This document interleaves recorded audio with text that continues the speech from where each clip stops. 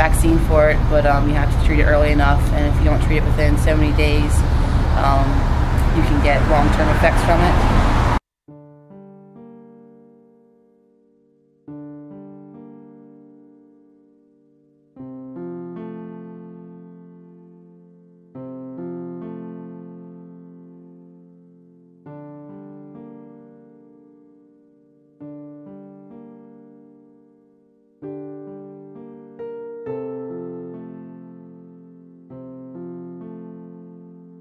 One afternoon in late September, my son Matthew had come back home from school with a fever and chills, and I felt he had swollen glands, so I just made him some soup to help with what I thought was some flu-like virus. After maybe 2 or 3 days with these same symptoms, I noticed that he always seemed to be scratching at the back of his knee. I made him show me the back of his leg, and I saw a huge bullseye rash. I had no idea what to think at this point.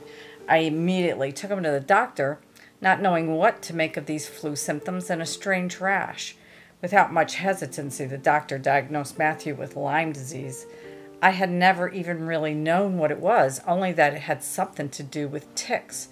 He said that we should still run some tests, but all of his problems made it seem like it had to be Lyme. Luckily, Matthew was able to be put on antibiotics immediately, and he was feeling back to himself within a few weeks. If I hadn't noticed him scratching his leg, though, we would never have known to take him to the doctor, and chronic Lyme disease could have developed with much more issues. We wanted to make sure that none of his other friends had the disease, even though it's not contagious. After talking to some other friends of ours, we found out that 2 other boys had been diagnosed recently with the same thing as Matthew. We decided to call the school at this point to make sure that all parents were informed and looking out for their children.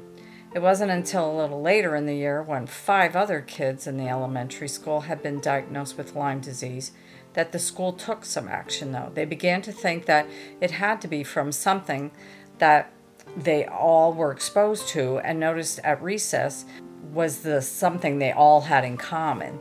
The playground is right next to a large wooded area, and playing around this type of environment was most likely where the ticks came from.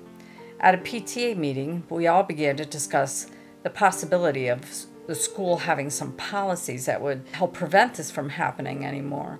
We proposed educating the recess monitors about Lyme disease so that they could help to keep the kids away from the woods.